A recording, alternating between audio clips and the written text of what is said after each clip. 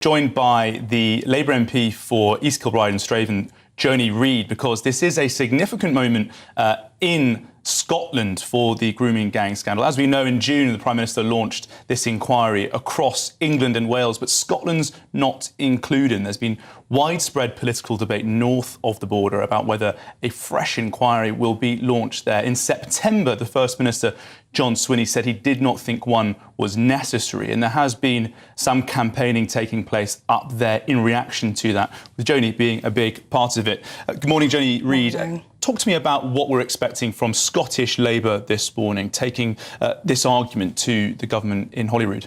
So Scottish Labour have brought this debate to the Scottish Parliament, and they're demanding that the Scottish Government finally makes a decision, and they're asking them to now hold an independent inquiry into the extent of child sexual abuse and exploitation in Scotland. It comes after months of calling on the Scottish Government to do something. Their position keeps changing. So what Scottish Labour is saying is, you know, enough of putting victims through this trauma, listen to them and grant the investigation that Scotland so desperately needs. While the government in Scotland has resisted this investigation, we have heard from some survivors, with GB News speaking to one victim known as Taylor about her experiences in Glasgow, but also the Bradford victim and campaigner Fiona Goddard. She has told us about how she was trafficked to Glasgow as well. These stories have exposed the extent to some degree of the scandal, but we've also heard from Alexis Jay this morning, the professor and the social worker, saying that we don't know the full extent of the problem north of the border. Is that why you think an investigation is needed? Yeah, we don't know the extent of the problem. We have far less understanding of the extent of the problem than you do in England and Wales. You've had the Rotherham Review, you've had the Independent Child Abuse Review run by Professor Alexis Jay, you had the Baroness Casey Review, and now you've got a national inquiry. Scotland has been subject to no such scrutiny. And as you say, we've had victim after victim after victim come out in Scotland. We've also had recent prosecutions, one in Dundee, of a gang who were exploiting and raping young girls. We've had one in Glasgow.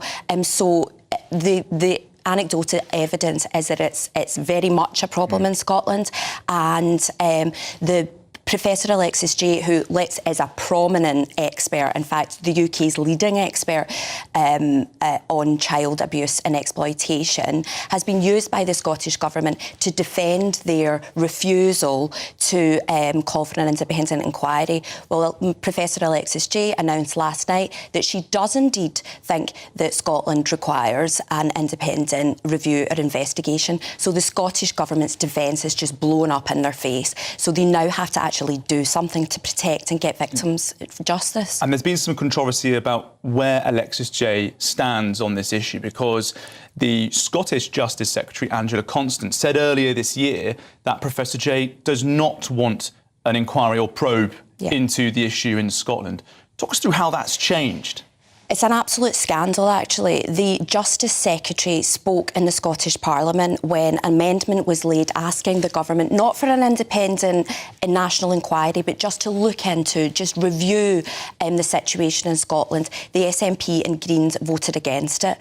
And the justification was, from the Justice Secretary, that the UK's leading expert did not think it was necessary and not required. There was then some very secretive clarification about that, where we understood that she misrepresented Professor Alexis's views, but it was all very quiet. The Justice Secretary doubled down and said, no, I didn't misrepresent her views. But now Alexis Jay has come out herself and said Scotland needs an independent review. So it's clear to me that Angela Constance misled Parliament, doubled down on that, and this isn't over something insignificant. This is the abuse of some of our most vulnerable children and girls in Scotland. It's utterly unforgivable. Now, we're going to have this debate in the Scottish Parliament later with Labour, the Labour group in Holyrood, saying there needs to be some clarification on what the current investigation is, what are Police Scotland doing, what's the oversight there.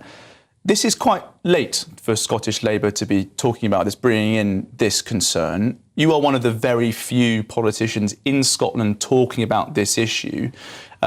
How's that been? being a Labour MP north of the border calling for this, while there's been, I sense from you, quite a lot of frustration about the rest of the country perhaps not engaging with this at the establishment level? So the first thing I would say is Scotland has been quite slow in general. The turning point was the national inquiry in England and Wales. But it's only come to the Scottish Parliament previously once in recent years, and Scottish Labour and the Conservative Party voted for a review, an inquiry. Things are starting to shift now, not least because of the investigation that you did with Taylor, and I'm just really delighted now that people are now talking about it in Scotland. The Scottish Government has tried to say there's nothing to see here, we're exceptional in Scotland. We don't abuse our children like they do in England, which is dangerous. So we're now having that conversation, and I'm delighted that it's taken place. OK, Joani Reid, Labour MP for East Kilbride and Straydon, thank you very much. And Eamon and Ellie, GB News has shown the small part of just how difficult this issue is in Scotland. Speaking to Taylor, that survivor in Glasgow, and Fiona Goddard, we've seen case studies showing that Police Scotland had failed to investigate the problem, with Alexis Jay now coming out and saying there needs to be a review, and there's mounting pressure from opposition parties. I have to say, I think an audit or some form of further investigation now seems inevitable in Scotland, and not for a long time. OK.